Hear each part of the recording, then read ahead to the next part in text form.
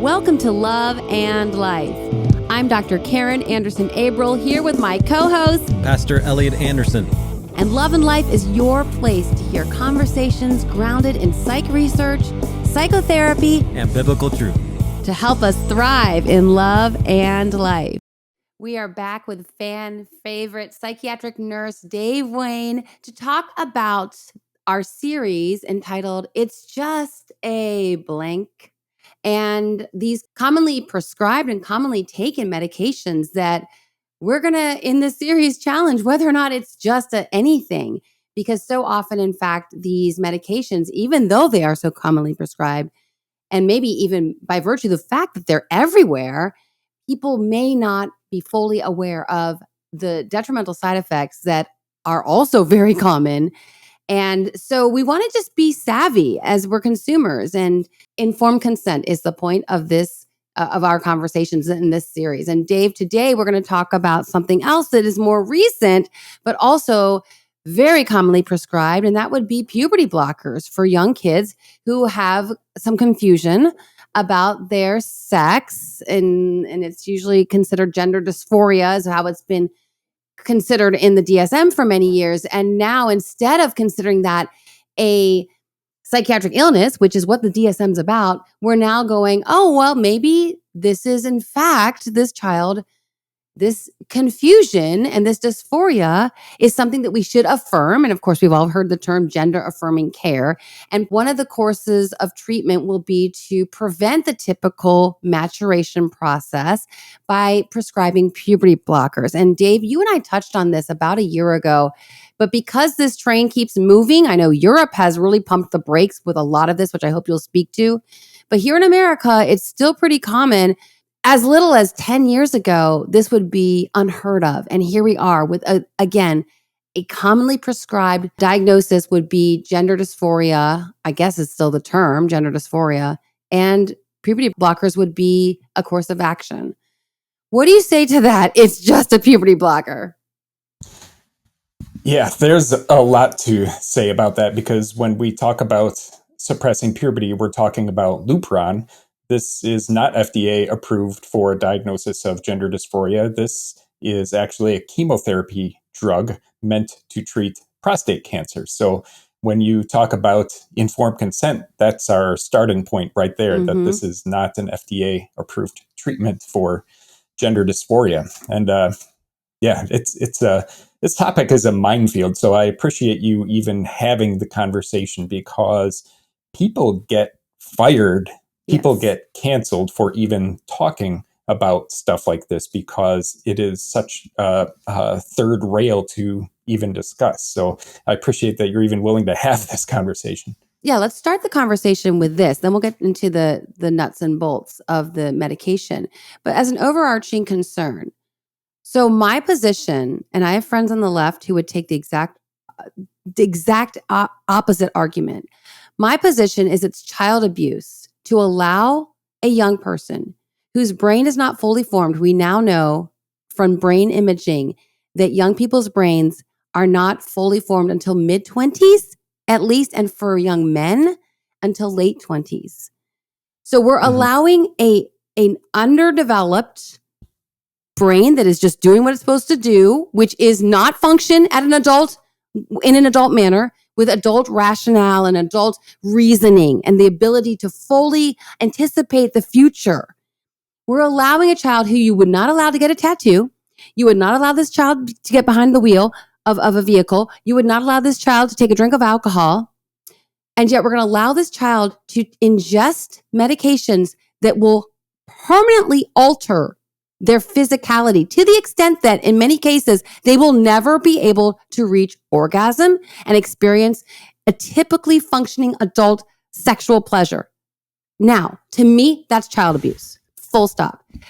For people on the other side of this argument, they're going to say that by not affirming this child who's in distress and has suicidal ideation because of this confusion, to not affirm this child, to my mind, affirming a child in what is delusional, it is not real.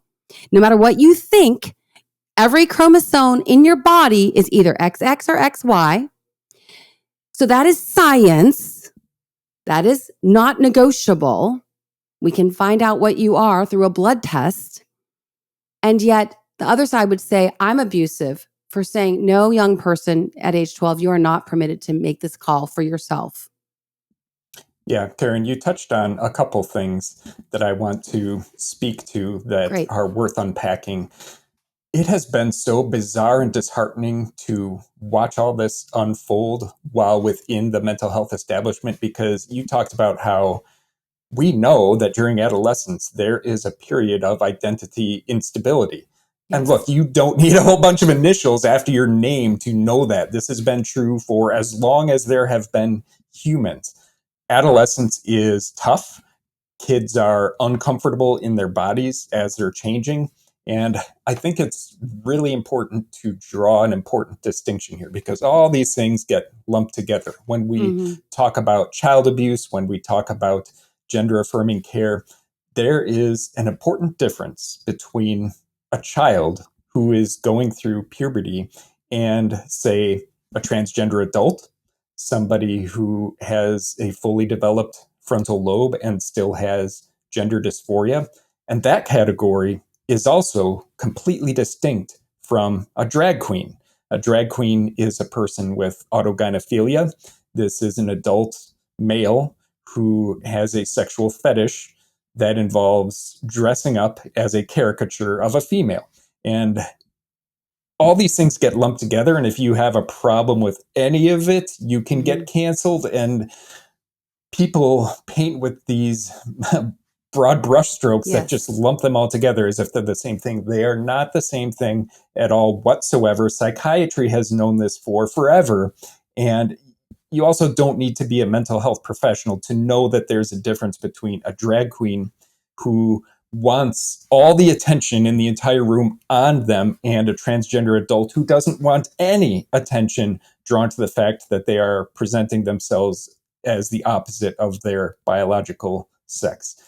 And both those things with adults are completely distinct from kids. So I, like you, am to the point where I'm willing to use some very charged and strong language on this topic, such as child mutilation, such as child abuse, but that is specifically talking about children, because that is where the evidence is at. And it's really interesting because you mentioned the side effects that these children, when they undergo these medical treatments when they're kids, will go on as adults to suffer from permanent sexual dysfunction, permanent infertility. That is not some right-wing conspiracy, some cherry-picked studies. That comes from the people who are doing these procedures themselves. For example, Marcy Bowers, head of WPATH. This is a man who identifies as female who does transgender surgeries for a living and sets the care standards for so-called gender affirming care throughout the world through the WPATH. And that stands for, just for anyone who's not familiar with World the term, Professional Association of Transgender Health. So basically, in medicine, there's always a deference to authority. And this is a radical organization of gender activists who have basically anointed themselves as the authority on gender affirming care, and everybody bows down to them deferentially, like the American Pediatric Association, the AMA, like all the big medical organizations kind of defer to them on this topic because they're full of cowards and they're captured. So the WPATH is full of radical gender activists. And one example, Marcy Bowers, in a speech at Duke back in 2018, was telling this panel of other gender activists how all of the children that he has put on puberty blockers at Tanner stage 2, all of the male children go on to adulthood and they are incapable of having an orgasm. And instead of saying like, hey, we should hit the brakes here, you know, there's a problem with informed consent. What child who hasn't even hit puberty understands what it means that not only will they be infertile as an adult, they'll never even be able to have an orgasm.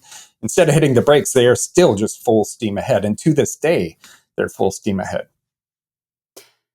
So it's acknowledged, it's out there.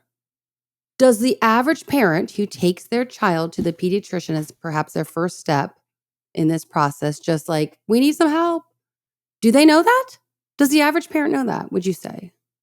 I don't think the average parent is told that. And I've heard stories from friends of mine who have brought their child into the pediatrician, and we're talking 3, 4, 5 years old, and they're greeted once they get there by a healthcare professional who kneels down and gets eye level with them and asks them, "And are you a little boy or are you a little girl?" And if that is your experience, turn around and leave and never go back there. You do not want to trust your child's health to a person who has been radicalized like that. That is grooming, in my opinion. Same with teachers. Oh, yeah. Well, and so for this Marcy person to say this at Duke University. So, I mean, to me, if I'm Marcy and I'm trans, I want everyone to be trans, it's my thing. I'm not going to admit that in public, because I think that, like, an average parent who loves their child and wants to protect their child, they're going to go, my kid has no idea. Because when I was 12, thank God I hadn't been molested. So an orgasm was not something I could understand, nor could I even fathom what a loss sexual pleasure would be in adulthood, because I'm 12. Right. So as society, the reason we have benchmarks, you have to hit a certain age to make a decision, is because adults know more than children. And we are called to protect children. So getting back to your point, the reason I want to have these conversations, and will continue to whatever extent we have a platform here, is because we are destroying kids' lives. And we are the adults in the room. Dave, it's you and me. Like, who is going to protect the kids if we don't talk about this? Yeah, exactly. And in terms of what Marcy Bowers was willing to admit publicly, there's an incredible report called the WPATH files, and it is from whistleblowers. And in that report, you can see the internal communications at the WPATH where people, including Marcy Bowers, openly acknowledge to each other, but not publicly, but to each other, they acknowledge that not only are children that age not able to give informed consent, that often the parents do not understand the implications of what these medications, what these hormone disruptors, what these cross-sex hormones do to children, and what the long-term repercussions are. So they know, but they also have wrapped themselves up in this incredible delusion, and they have so much cognitive dissonance that it's just full steam ahead for them. And what happens all too often with parents who have a child in the mental health system is if their child is struggling with their gender identity, they will run into a bunch of cowards who will just punt on the topic and make a referral. And eventually that child will land in the office of somebody who has been radicalized and who believes in so-called gender affirming care, which is actually child mutilation.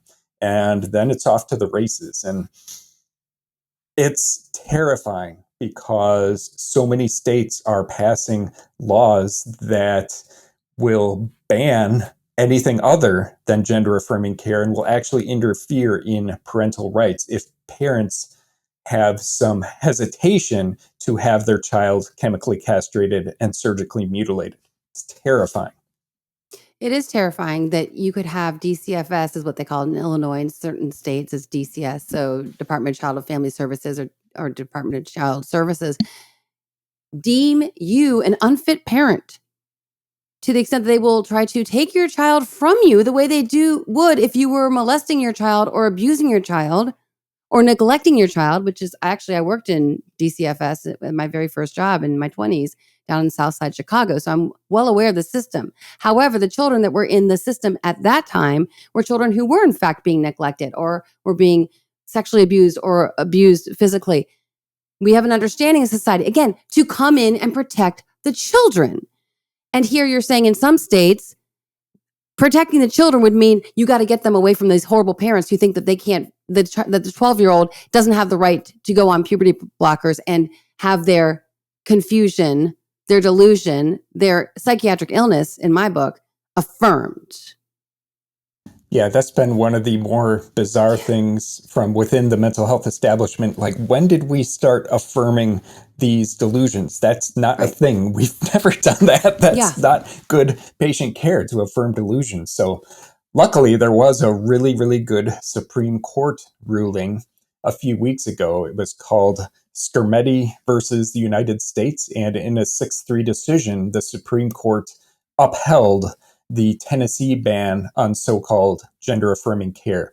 And that is now going to apply to about 25 different states that have also implemented such bans on so-called gender-affirming care. So parental rights are definitely under attack in a Yes. multitude of states throughout the country, but some states are rightfully fighting back. And I've honestly struggled with this one, Karen, because especially coming out of the COVID pandemic, I am very libertarian. I never want to Right. see the government interfere in the doctor-patient relationship. So I wasn't quite sure how to feel about this one when these laws started to be passed for a long time, but I've gotten to the point, because so much information has come out about the incredible damage being done, and it's information from the people doing it, that I am fully in favor of this being banned nationwide, because it is just a travesty. It is, again, child mutilation on an incredible scale.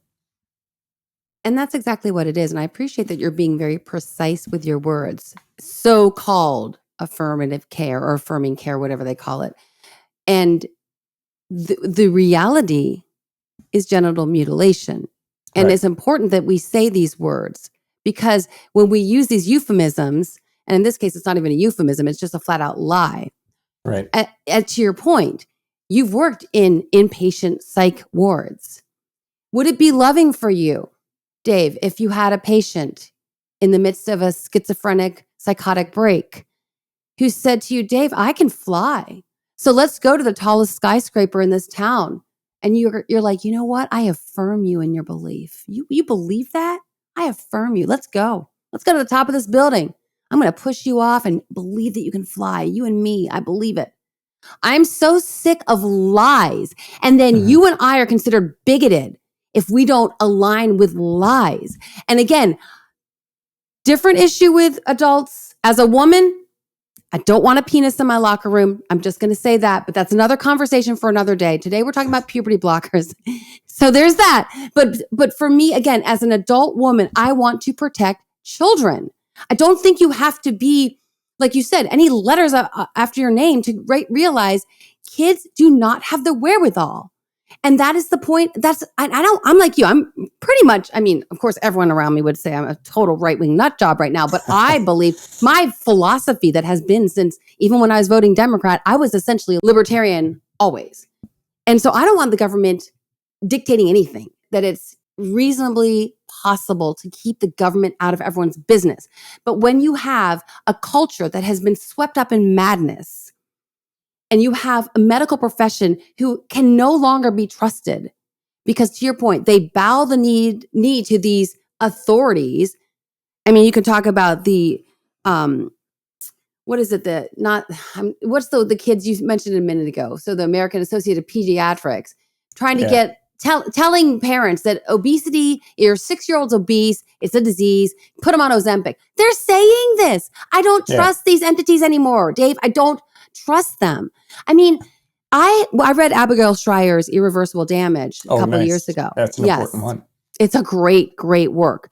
Yeah. And I think it's from that book that I got and you will correct me if I'm wrong, many parents are told that a puberty blocker will just pause. It'll just put the puberty on pause. And then at 17, if Janie is now going, oh, wait, I don't want to be Johnny. I'm back to Janie. We can just take him off the blockers. And Janie from 17 on, despite 5 years of being on a puberty blocker, she'll be able to just go back to being Janie. Sure. So the puberty blocker in question is called Lupron. And as I said, it's FDA approved to treat prostate cancer. And it has a variety of known side effects, as do the cross-sex hormones.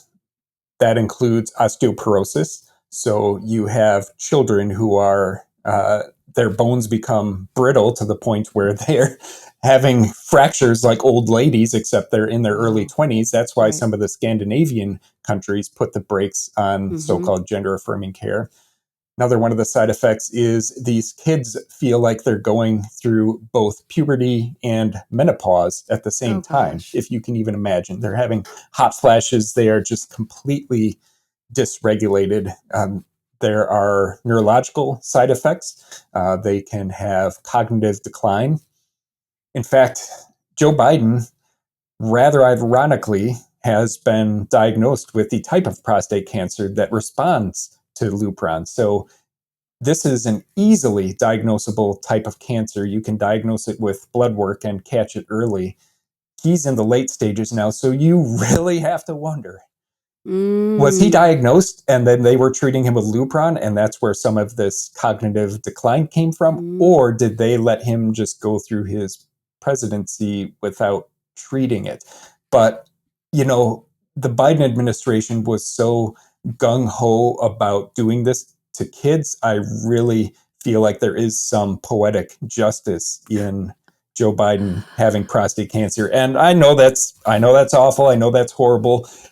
But seriously, when you look at what is being done to kids in mass, I think people should be in prison. I think that statewide bans are just a start. But really, what's being done to kids and the lies that are being told to their parents to push this forward is of a scale that is far worse than lobotomies. A few years ago, I started having trouble falling asleep. And I started taking melatonin because I thought it was a natural way to try to relax myself, calm myself down, and go to sleep. But it turns out that as a hormone supplement, melatonin can disrupt our other hormones and we can build up an immunity to it. So when we started partnering with the wellness company, I was super excited to try their melatonin-free sleep aid called Restful Sleep. It includes passion flower, chamomile, valerian root, among other herbs and natural ways to help calm us down and get us ready to go to bed. I've been using it for a couple months now, and Restful Sleep helps my mind and body quiet themselves and ease into sleep. If you've ever had insomnia, you know how brutal it is. The wellness company's Restful Sleep can help. Head over to twc.health/lovelife and enter promo code LOVELIFE at checkout for 15% off your entire order. That's twc.health/lovelife and promo code LOVELIFE for 15% off your entire order. To that point, I want to say something else that I hear that parents are told, and you would know better, that my child is so confused and so depressed and hates their body that the parents are told, well, if you don't affirm, your kid's going to kill themselves. And the research I've seen is in fact, there is no correlation. There's no reduction in suicidal ideation with a child who begins puberty blockers. And in fact, the suicidal ideation remains constant. This is a person who, my theory as a psychologist is there's the deep trouble is, like you said earlier, it's adolescent angst is nothing new. This is a difficult time. And what we need to do is love and encourage and in conversations and lots of other things. What we don't need to do is let the kid, because what I think the kid does is they lock in. If I change this, then I'll be happy. Then I'll be happy. Then I won't be suicidal. If I just change my sex.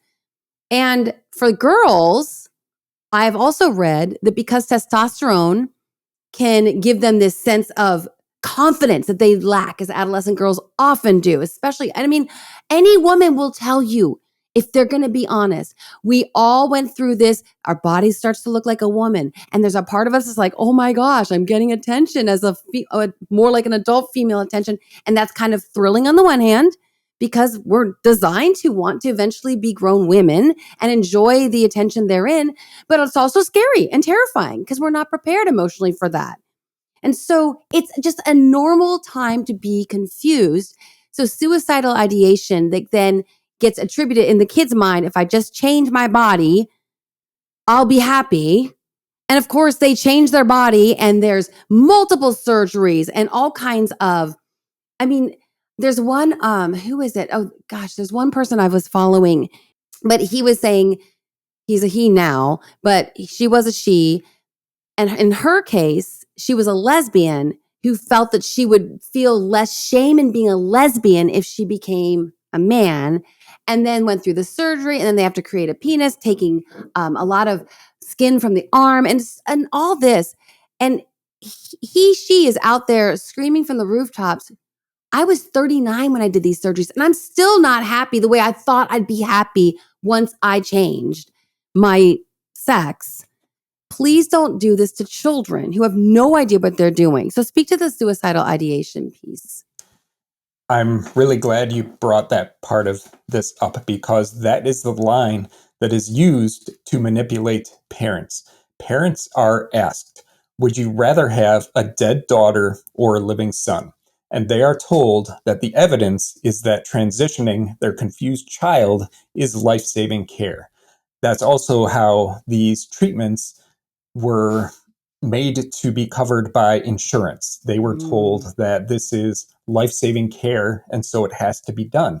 But, of course, the evidence says the opposite, and not the evidence from some biased right-wing sources. The evidence from the people who are doing this sort of care says the opposite of that very public claim. And I'll give a couple examples. One of them in the headlines recently involved Joanna Olson Kennedy. So she is the medical director of the Center for Trans Youth Health and Development at Children's Hospital of Los Angeles. This is a huge center for so-called gender-affirming care. And she was given about $10 million of our taxpayer money, Karen, to study this exact topic. There have been longstanding criticisms that we don't have good long-term outcomes after doing this to children, and so she was charged with getting some long-term outcomes. So they enrolled just under 100 kids, and they sent them surveys for 2 years. By the way, does that sound like a study that would cost $10 million to do? 100 kids, mailing them surveys for 2 years? Let's set that aside, though. So. Yeah. They conducted this study, and they compiled the results, and then they refused to release them. This made the news, and what Joanna Olson Kennedy said was she didn't want the results of her study to be weaponized by the right, to be used by people who are critical of so-called gender-affirming care. Well, months passed, and those results recently went up on a preprint server. And guess what the results were? Joanna Olson Kennedy says that this is life-saving care, that rates of depression and anxiety improved. But of course, when you actually look at the data, rates of depression did not improve, suicidality did not improve, anxiety did not improve for the kids over this 2-year period. And just like so many prior trials, it was about 30-some to 40-some% of the kids dropped out. So you brought up detransitioners, and this is something that we see in these studies over and over and over again, is incredible rates of attrition. Yeah. If you're conducting clinical research and you lose 5% of the people, that's okay. 10%, that's really getting up there towards invalidating the results. When 30 to 40% of your patients stop doing the treatment that you're pushing, that is a huge red flag that maybe this isn't a good option for them, that maybe they found out that these treatments were problematic. And they never acknowledge this incredible amount of attrition. They just throw the blinders on. And even with the kids who stayed in this study, though, their mental health did not improve. They recruited kids, Karen, ages 8 to 16. 8! Oh gosh. What did we just learn that Marcy Bowers says about kids who are started on these hormones at Tanner stage 2? Permanent sexual dysfunction. So this is all risk, no benefit. This is doing incredible damage. And again, there's no plus side to this. There's no suicidality decreased by 10%. So, we saved some lives. None of that. No improvements in mental health. They are just permanently medicalizing these kids, exposing them to an increased risk of cancer because that's what the cross-sex hormones do, shortening their lifespan, osteoporosis, cognitive decline, infertility. That's what they're doing for no benefit. And that is from their own studies and the words out of their own mouths. It's infuriating because you and I grew up in a time where we believed that these entities that we could trust. You and I talked about that last time we spoke. There was a part of us that thought, well, I didn't go to med school. You didn't go to med school. We go to an authority who has gone through the training, and we think we can trust these people. And what we're seeing here is clearly we can't. And of course, bringing back COVID again, the follow the science, we find that, wow, the very people who are lecturing us to follow the science aren't in fact following the science. In fact, they're going against the science. They're saying that we have this right-wing ideology that we're pushing. In fact, they're the ones with the ideology that they don't care what the study shows, their own study. They're going to go fly in the face and go in the exact opposite direction. So just so I can understand this, she conducts the study, buries the results. So she was supposed to try to publish them, but didn't like her own findings. And then how did it emerge? You're saying a preprint. Who eventually got it out there? It's on a preprint server right now. I'm not exactly sure what the circumstances how it got there. That she tried got to bury it on it. the preprint server. I think they got a lot of negative publicity. And again, this was funded by our taxpayer dollars. I don't think there should be any NIH-funded studies that just get to not be released to the public because people don't like the results. Like, that is just insanity. Our system needs radical transparency. So the study is called Mental and Emotional Health of Youth After 24 Months of Gender-Affirming Medical Care Initiated with Pubertal Suppression. And Joanna Olson Kennedy is now, speaking of lawsuits, being sued by one of her former patients. That's another lawsuit to watch. So this is a young woman who saw Dr. Olson Kennedy at 12 years old and immediately was fast-tracked down this path of puberty blockers and cross-sex hormones. She had her breasts removed at age 14. And by the way, when she had her double mastectomy, she only met the surgeon 30 minutes before the procedure. So when we talk about informed consent, she was told that Lupron is a pause button. She wasn't told about any of the side effects of all these hormones, including, like we established, cancer, osteoporosis, shortened lifespan, infertility, inability to orgasm, et cetera, et cetera. And now she's suing. And I think that's how we win. I think that these doctors have to just be sued out of existence. We have a system that responds to financial incentives. It doesn't respond to evidence. There's no better case example of the fact that our system does not respond to evidence than the fact that gender affirming care, aka child mutilation, is so widespread throughout this country. Our system responds to financial incentives. These hospital systems need to be sued. These doctors need to be sued.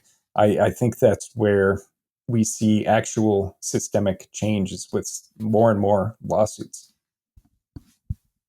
Well, and Lupron, is that the same drug that is used, I think, in some Scandinavian countries when you have a serial rapist? Yes, exactly.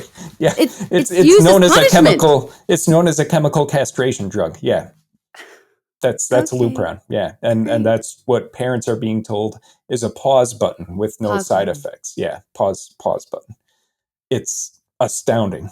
And again, it's never been approved for so-called gender-affirming care. It's FDA approved as a treatment for prostate cancer. So unbelievable stuff. Unbelievable. It is unbelievable. And I think, when I hear you speaking and just being in the mental health field for so many years and knowing that those of us who go into this field, we came by it because we had a heart for people. And my first job was with children, as I mentioned earlier. And you've worked with young people in your capacity as a psychiatric nurse. And I'm really struggling And maybe it's something you and I have touched on before, that when these issues that should be just, hey, we're all the adults in the room and these are the children and we got to raise the kiddos. When an issue that to me seems so obvious becomes politicized, then I think people start losing, because I don't understand anyone trying to tell me, and they have, that a kid knows. They'll say things, a kid knows.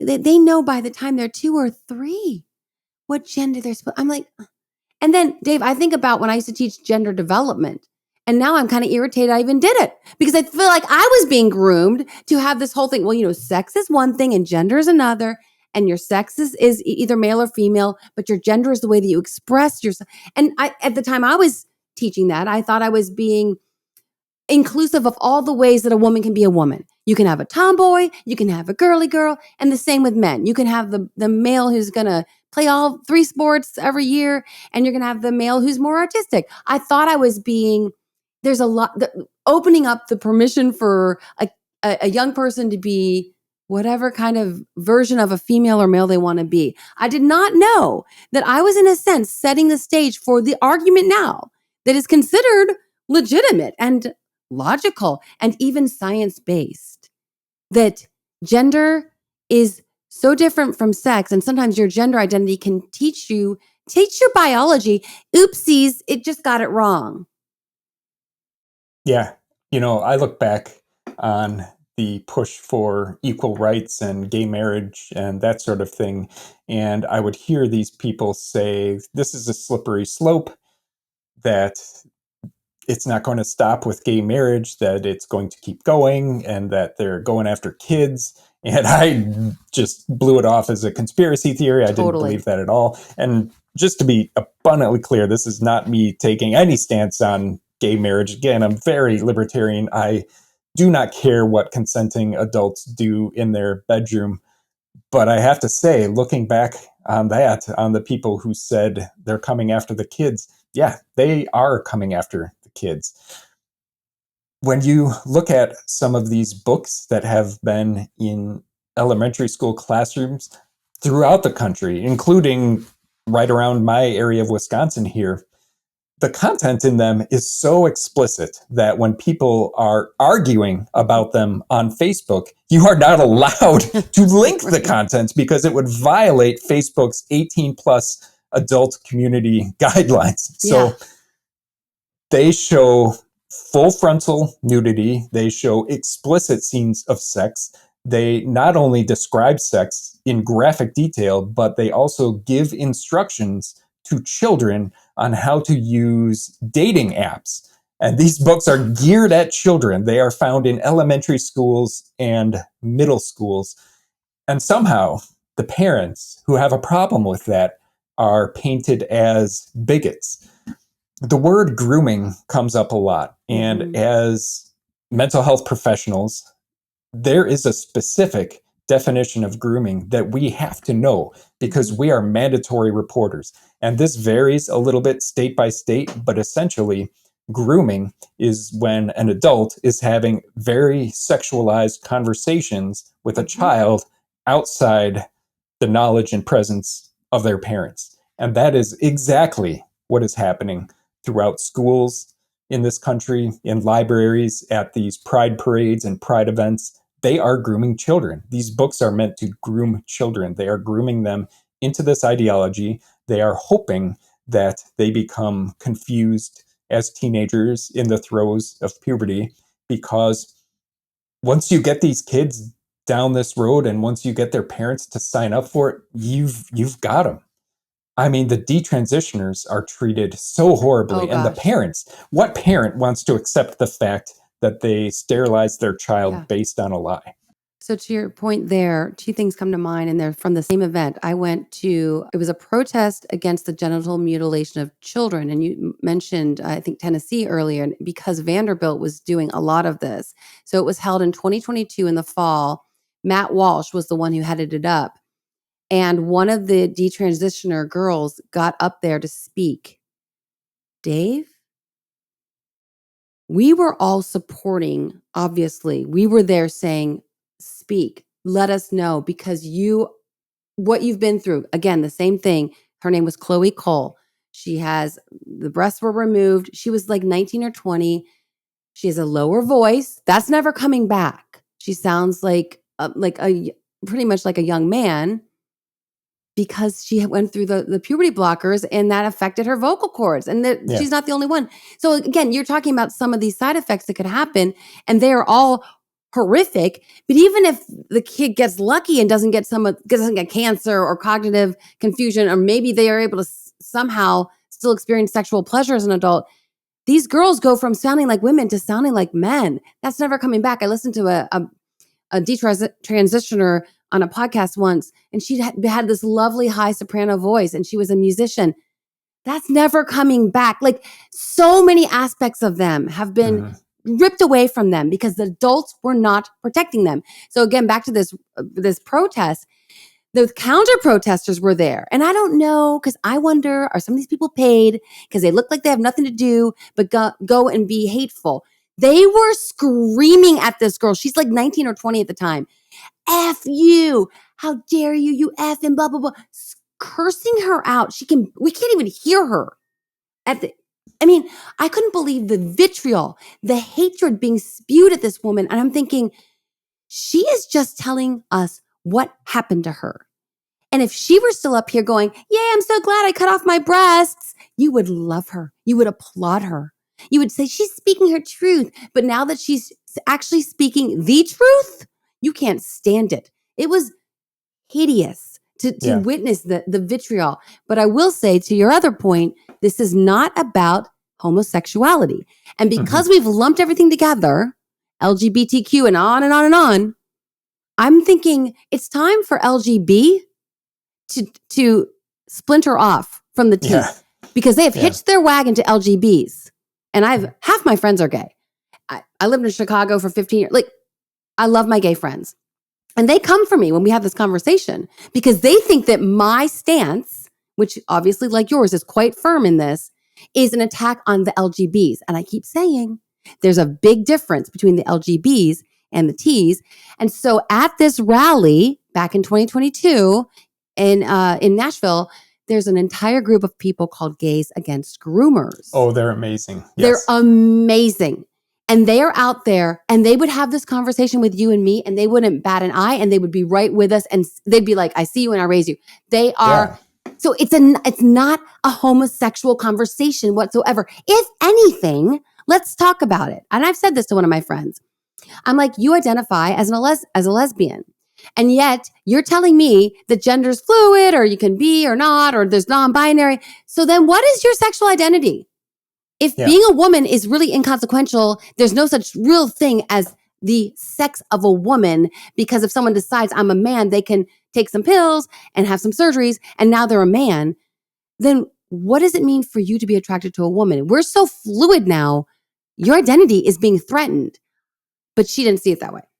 Well, you bring up a good point. And looking back on this conversation now, maybe we should have started with this, because the entire premise of the claim is so profoundly illogical. Us talking about it even gives it some validity that it doesn't deserve, because they're saying that there is not a binary, that gender is completely fluid, that it's a state of mind. And in order to affirm it, we're going to have to change you from this side of the binary to that side of the binary. Like, an incredible claim requires incredible evidence. In this case, the claim is gender is fluid, and therefore, when children are confused about their gender in the throes of puberty, we need to permanently medicalize them and sterilize them. Okay, that is an absolutely incredible claim. So where is the incredible evidence? It doesn't exist. And I think it would be unethical to even try and generate that evidence, because it's such a nonsensical claim. Okay, there's no gender binary.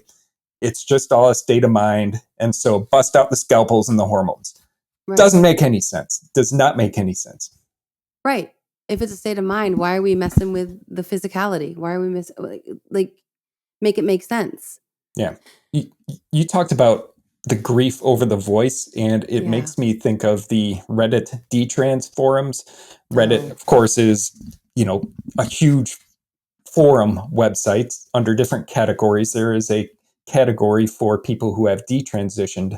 Last I looked some months ago, it was at about 60,000 people. Gosh. And if you think that Karen and I are cruel, go browse those forums and listen to the actual people who have been through this. You will see themes. One of the themes is incredible grief over the loss of a feminine voice. There's grief over body changes that are permanent, such as body hair in places that women don't want it. So to get really graphic, when you create a pseudo phallus for a woman who identifies as female, they graft skin, usually off of the leg and forearm, and some of that also becomes the urethra. And then when you give that same person testosterone, what happens to that skin? It grows hair. So we have all these young adults with this non-functioning pseudo phallus with hair growing inside the urethra, because that's what happens when you give somebody testosterone after you've carved them up like that. There are all these incredibly devastating medical complications. The incontinence, the urinary incontinence that these people have, it's not just that they're sterilized, it's they will never have a normal sexual relationship with anyone. That has been taken away from them. They have been permanently medicalized in the most horrific ways. And if you don't believe me and you have the stomach for it, look up the whistleblower reporting regarding the WPATH files and see for yourself what these surgeries involve. Well, to my understanding, none of these surgeries have ever been, they're still in experimental stages. They're experimental surgeries. So I'm sure what in the mound of paperwork that someone's going to go through when they are signing their child off to have their breasts removed at 15, none of these surgeries are considered anything but experimental. I mean, maybe mastectomies because they're done for breast cancer, but is that correct? Well, that's the thing with mastectomies. If you have cancer, if you have breast cancer and you have a double mastectomy, insurance will not cover you to have breast reconstruction surgery. If you identify as male, it will. Oh, really? Because it's considered life-saving. So make it make sense. A lot of information has come out of the insurance industry about what is going on with gender affirming care, because we actually don't have good statistics on any of this, Karen. There are some estimates that this has happened to only a few thousand children, but there are other estimates that this has perhaps affected around 100,000 children at this point, and that is derived from looking at insurance claims for children under the age of 18 for things like cross-sex hormones and gender-affirming surgeries. And you have to kind of take that and extrapolate it and apply it to the whole country. And we don't really know. We don't really know how many kids have even gone through this, but one is too many, because this is an absolute travesty. Well, we talked about suicide. I have thought recently we are going to have a wave of suicides. Because again, as we've spoken to throughout this conversation, a 12-year-old does not know what they're going to miss out on. Like you talked about the losses of body, just voice. And as they continue to grow and mature, and to your point a moment ago, realize at 27, 28, when they're trying to find a life partner, that they cannot function in a normal sexual manner. Also, I'm not trying to be cruel, and I'm so glad you said that. I know that some people would listen to this conversation and think that we are so harsh. We are not. We're trying to prevent people from going down this path with their little baby child minds that are not equipped to be able to make these lifelong decisions. They don't have the ability to plan for when they're 27, 37, 47, 57, and on. And when they're trying to find a life partner, their average person this is not going to be something they're going to want to handle. That sounds mean and cruel, but this is going to be a very niche population of people trying to find their person to go through life with. And this is going to be a very unusual type of arrangement because of the limitations that they're going to have physically to have what is most people, you get married and you're going to have that sexual bond. And that's a beautiful intimacy that you share with one person and no one else in the world. And this is going to be compromised with these folks. It is. And some of these kids are going to go, where were the adults? What were my parents doing? And there's going to be anger at their parents, which is going to be understandable. Their parents are going to be like, we thought we were trying to keep you from killing yourself. And then there's going to be, again, the lawsuits. Praise God, there'll be lawsuits. Let's hope that those can keep chugging along. But they're going to be so irate and livid for what has been taken from them in the hands of being empathic and inclusive. And we're so loving. Are you, though? Are you? No, you're not. And those people, I guarantee you, we're going to have widespread suicides with these poor children who have been mutilated and they're now adults and they finally get all the losses that they've incurred. Yeah, they're already at higher risk of suicide. Right. A lot of the time they have trauma histories. They have far higher rates of depression and anxiety and suicidality than the general population before they're ever put on the so-called gender affirming care conveyor belt and run through that whole factory. So absolutely they are. It's just it. And yes, we are being empathic towards them, and all this hostility and the anger that you hear in our voices is not at all directed at the victims of this. It is directed at the adults in the room who should know better. People like Marcy Bowers, people like Joanna Olson Kennedy, these are the people who are spearheading this and championing it. And in their own words, what they're doing is, in my mind, butchery to children. They are just wrapping themselves in this cognitive dissonance. And in their minds, they are saving lives. They are the compassionate ones. They are the heroes. And we are the bigots and we are the science deniers, Karen. Oh, yeah. So as we wrap up, I have two more issues that I think we can cover just to segue from what you just talked about. We know that the distress of these young people is real. We are not denying the emotional distress and confusion. We're not trying to minimize that. We're saying we believe that part of it is pretty typical. But I would also submit, and again, I don't know that we're going to have good science on this because it's become so politicized and there's so many, it's hard to have good science when people have such an agenda behind their point of view. Instead of keeping that objective, let's collect the data, let's analyze it, and let's interpret some results without having that angst behind it or the energy behind it for their own position. But there could be, we know that plastics are endocrine disruptors. So all these kids that grew up sucking on teethers that were plastic, and before BPA was, we understood we had to have BPA-free water bottles. You and I didn't grow up with kids chugging water bottles all the time. We got our water from the drinking fountain. There's been some societal changes. Who knows about glyphosate? Who knows about processed foods? There's a lot of things that could be happening even on a biological level. Now, they're not changing the XX to an XY or the XY to an XX, but they could be messing with hormones to the extent that there are some realities as far as these kids having more sense of confusion that what maybe generations prior didn't have. I'm not saying that this isn't possibility. I am still saying that the solution is not to start mutilating and puberty blockers. But what do you think about that as you consider this concern? And I know, and I just want to reiterate, our fervor and our intensity is because of it. I know it's coming from a place of love and protection. Yeah. Well, I'm really glad you brought that up, because what we talked about earlier about grooming and indoctrination, I don't want people to get the impression that that's the only root cause of this. I do think that the root cause is actually really, really complex for all the reasons that you listed. Things like endocrine disruptors, things like microplastic, things like, what is it, atrazine, or what's there are all sorts of pollutants that are messing with kids. We know that testosterone and fertility levels and sperm counts have declined by about 50% since the early 1980s, and that decline is accelerating.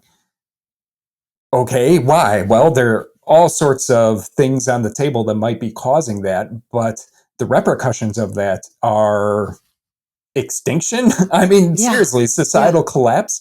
If we're already below replacement level Right. by our birth rates in this country, the only reason our population has been going up in the United States over the past several decades is because of all the illegal immigration. If it was just up to the native born Americans, our population would be in decline and careening towards collapse because our birth rates and fertility rates are going down so quickly. So this is quite literally an existential problem for our country, and there are all sorts of culprits on the table. I have to mention SSRIs as well. We have record numbers of kids on SSRIs, and you and I have talked at length about the sexual dysfunction caused by SSRIs. And I really have to wonder how many kids think they're transgender because of the confusion caused by the chemical castration of their SSRIs. They might think I'm supposed to be attracted to boys, or they might think I'm supposed to be attracted to girls and I'm not attracted to anyone. Look at how many kids identify as asexual now. They don't even see themselves as sexual beings. Or, it's a boy. He has some sort of experience with a girl and his body doesn't cooperate with him. Maybe he starts wondering. We don't know because this is never studied, but we do know, again, we've talked about this at length, just the incredible sexual side effects of SSRIs and record numbers of kids around them. So yeah, there are a lot of potential culprits behind this. A lot of people should be going to prison. Oh, round them up. Round them up. On that note, I have heard, and let me know if you've also heard this, that a disproportionate number of kids who believe that they're transgendered are on the autism spectrum as well. Oh, yes. Yep. And because I believe in the vaccines cause autism, or at least one factor among probably others, but it can, in some cases, it can really just a kid is like totally normally developing normally. And then after one of their wellness visits with multiple vaccines, they lose language, lose eye contact, start stimming and so forth. And then again, so I'm wondering if perhaps some of the preservatives in the vaccines, we know mercury, aluminum, maybe that can also mess with gender ideology or sense of sex. Or that's another thing to throw on the table, because if a disproportionate number of kids who believe they're transgender are also autistic, you have to factor something like that in possibly. Yeah, absolutely. There's definitely a connection there between autism and transgender identities amongst youth, for sure. Which makes me sad too, because these kids have already been damaged. And I've studied this extensively. But again, as we wrap this up, my final question to you, and this gets into a place that a lot of people don't want to go. When you think about Joanna, and then who was the WPATH lady? Marcy Bowers, yeah. I think about these people who are in prominent positions. I think about the Pritzker family, because I lived in Chicago for many years, and J.B. Pritzker is the governor of Illinois, and he had, I think, a cousin who's like in his 60s or 70s and identifies as a woman. I think he goes by Jennifer now. And when I think about these people in these powerful positions, and they're putting out policy prescriptions, and they're advocating, and they're influencing, like you said, doctors and the entire medical profession. And they're in JB's case, he's influencing Illinois state law. It gets me to a place of where I'm getting very uncomfortable, because I don't want to think these people, I don't run around. I'm a Christian, so I know that evil exists, but I don't think it's my job to run around and accuse people of being evil. But I also see people in very powerful positions being very comfortable with, like you said, sterilizing children, mutilating their perfectly beautiful, healthy bodies. The crime of that, again, 10 minutes ago, that would have been abuse, just like the kids I worked with in Southside Chicago years ago. We would have had DCFS there. You cannot be around children. You are so abusive, you can't be around children. And yet these people are in powerful positions where they are influencing parents' minds, teachers' minds, community leaders' minds. Where do you go with that? It's very hard not to go, these people are evil. It feels biblical, doesn't it? Doesn't it? I mean, the devil's known as the great deceiver. Yes. And these people are deceived. Yes. And they are doing their best to wrap others up in the same deception. And it's incredibly uncomfortable for them to have the light shown on them, to even see the results of their own studies if it doesn't affirm their belief system. So I think there's a combination of deception and cowardice and cognitive dissonance. And it's doing incredible harm. It's destroying lives at a really unprecedented scale. We'll leave with this, because I know there's a verse in the Bible, and I don't know it off the top of my head, but the gist of it is, do not mess with the children. If you mess with an innocent child, it's like, I think it's something like, it'd be better for you to have a millstone around your neck and be thrown into water or something. Like, it's that kind of thing where to take a child's innocence in any way is, God's not for it. So like you and I want these people in prison, God's not good with them either. And it's really astounding. I think with COVID, with a lot of things I've been a Christian since I was a kid, but with so many of these, it feels like the evil is like right in our faces now, where before it'd be like, well, most people are trying their best. I'm like, many people aren't. Nope. Yeah. A lot of people aren't. And again, I'm not going to be the one to judge because I know better than that. But I think it's for us who, a lot of people are being more open to considering faith, because they're like, if there's this much evil around me, there's got to be the counter of the evil, which is good. And maybe it is that God that I learned about in Sunday school when I was a kid. So yeah, absolutely. Yeah. We see evil in our elementary schools. We see evil in pride parades down main streets. And it does, I think it does help to explain this kind of spiritual awakening that's happening throughout the country, because people look around their hometowns and they see evil happening all around them. They're coming for the kids.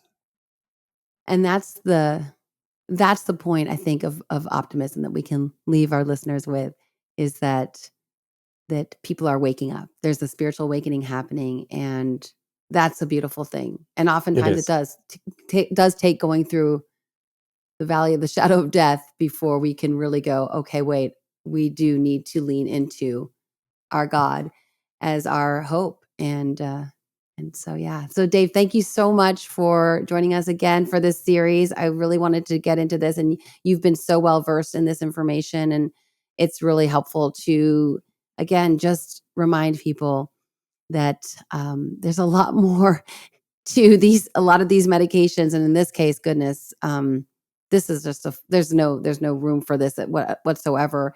But it's just really important to have these conversations. And I appreciate your courage and because, like you said, this is a cancelable offense. Yep. Yeah. Thanks, Dave. Thank you, Karen. Love and Life with Dr. Karen and Pastor Elliot is produced by Tim May and executive producer, Dr. Karen Anders-Nabel. For more information about Love and Life, please go to loveandlifemedia.com.